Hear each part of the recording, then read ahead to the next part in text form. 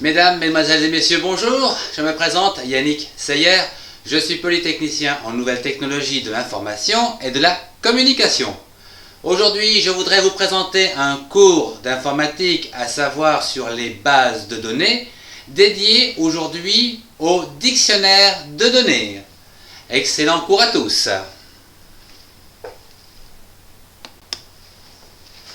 La réalisation d'un projet informatique nécessite la mise en place d'un dictionnaire de données. Actuellement, vous avez donc votre projet, voilà, qui est sous forme d'un document, à partir duquel vous allez donc réaliser ce que l'on appelle un dictionnaire de données. Dictionnaire de données. Ce dictionnaire de données est une collection d'informations, de données, qui sont nécessaires à la conception de la base de données relationnelle. Voilà. SGBD. Cette base de données sera donc un référentiel important de vocabulaire commun à l'organisation, soit de votre projet ou de l'entreprise. Cette dernière sera donc utilisée par l'internaute via Internet, par exemple, pour avoir des informations sur votre base de données. Donc des requêtes qui seront demandées donc, de la part donc, de votre internaute. Le dictionnaire de données est souvent représenté par un tableau à 4 colonnes. Donc, il va être représenté d'une part par des noms, c'est-à-dire les noms des champs, à savoir le nom d'un auteur, le prénom, un titre, etc. Après le nom, vous avez le code, c'est-à-dire la façon dont il sera encodé ou identifié. Donc, il y aura un code.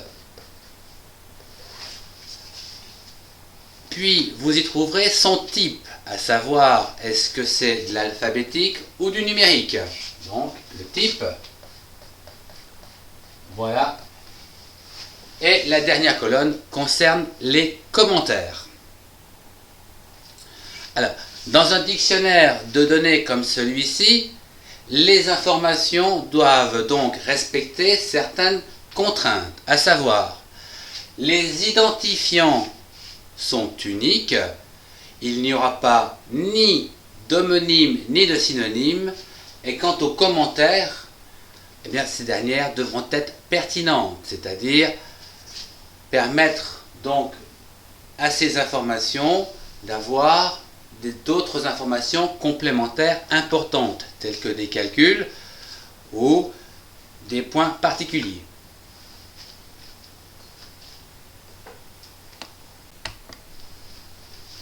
Voyons un cas concret. Prenons par exemple un projet de création de site où vous désirez louer des films DVD au public.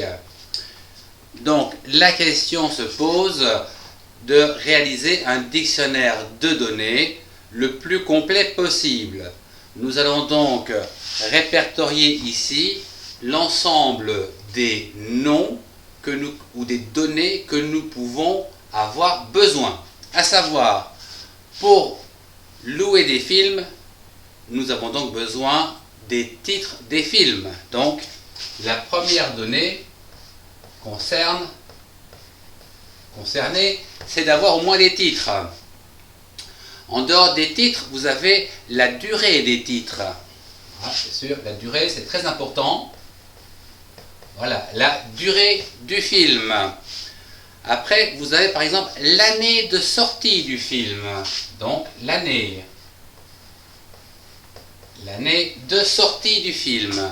Puis, la catégorie, si c'est du fantastique, si c'est du comique, etc. Donc la catégorie, c'est catégorie.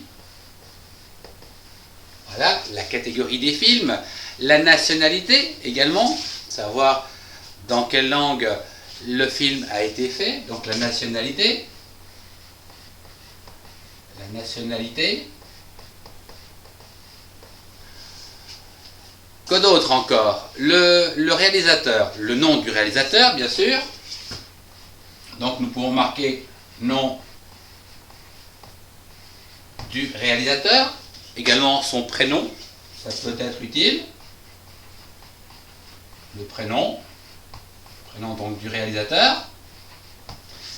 Quoi d'autre qui peut être encore important? Vous avez le client avec lequel vous allez travailler, donc il y a une date, non, il y a un nom de client et un prénom de client, donc un nom donc de client et un prénom de client. Nom de client. La liste est encore longue. Donc, une fois que vous avez répertorié toutes les données utiles pour réaliser votre site, ou du moins pour y mettre les informations, nous allons donc créer un dictionnaire de données à partir de ces informations. À savoir, nous connaissons le titre, donc le nom des champs, voyons le code. Pour le titre, eh bien, je vous propose le mot titre. Nous utiliserons 3 lettres, TIT par exemple. Pour la durée, nous pouvons utiliser le mot dur. Pour l'année, nous utiliserons A2N. La catégorie, on va l'appeler CAT. La nationalité, NAT. Le nom du réalisateur, on va l'appeler nom. Voilà. Le prénom du réalisateur, on va l'appeler pré. Pas de problème. Le nom du client, là, attention, on va l'appeler nom. Mais nous avons déjà un nom ici. Donc, il va falloir rajouter une information complémentaire. Ici, c'est le nom client. Donc, on va rajouter CLI. Voilà. Pour le réalisateur, on rajoutera REA. Par exemple. Pour le prénom donc du client, eh bien c'est facile, ça sera prêt. CLI. CLI. D'une manière à avoir des codes, donc tout ça ce sont des codes de 6 caractères. Nous pouvons dire que le titre ici concerne le film, donc on peut marquer fil. La durée concerne aussi le film, donc dur fil, en fil, catégorie du fil et la nationalité du fil. Voilà donc le nom ou le code des champs tel que nous pouvons l'avoir. À présent que nous avons vu le code, voyons le type de ces champs. Un titre, c'est de l'alphabétique. Donc, alpha. La grandeur, on peut dire 40 caractères. Voilà. La durée du film, c'est un temps, donc c'est numérique. Donc N, on peut le mettre sur 3 caractères, pour 3 chiffres pour l'instant. L'année du film, c'est une date. Donc ici, c'est un type date. C'est-à-dire, au choix, vous avez année, mois, jour ou jour, mois, année. La catégorie du film, eh bien, si c'est fantastique, ça sera F. Si c'est comique, ça sera un C. Donc on peut dire que c'est alpha. On va mettre 2 caractères. 2 caractères. Comme ça, on est sûr qu'on peut avoir qu'on peut éviter des redondances de lettres. La nationalité donc du film, eh bien, français pour FR par exemple, CA pour canadien, On peut avoir donc 2 ou 3. On peut marquer 3.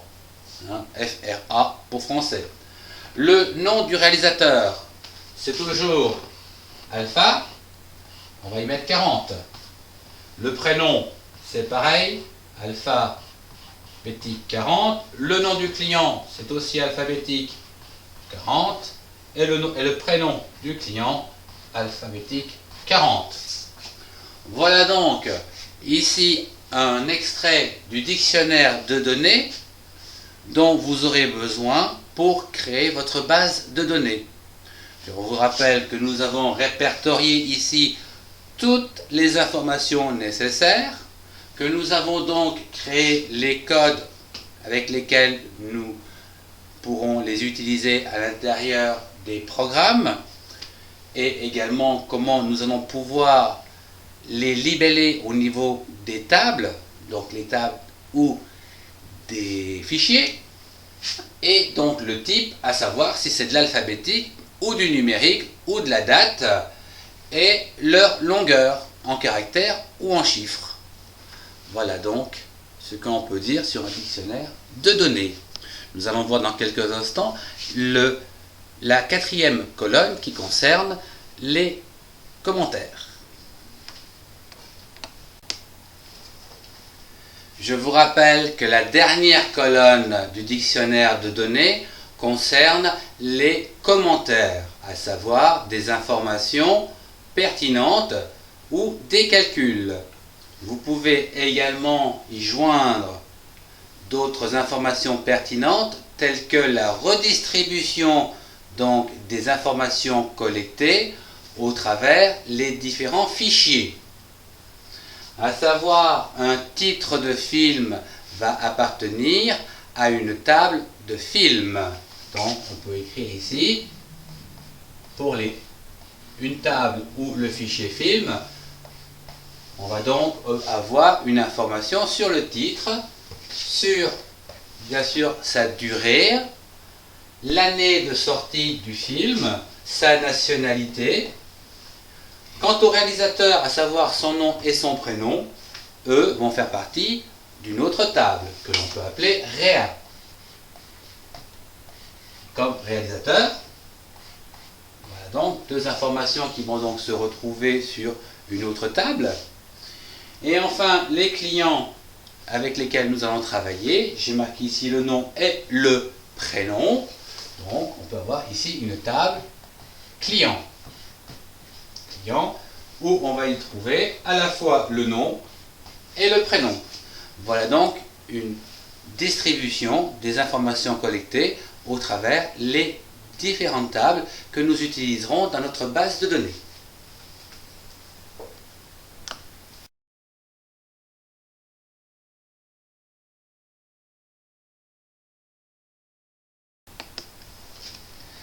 Le cours sur les bases de données dédiées au dictionnaire de données s'achève.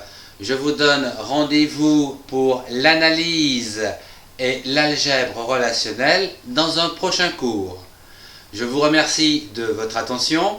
Au revoir et à très bientôt.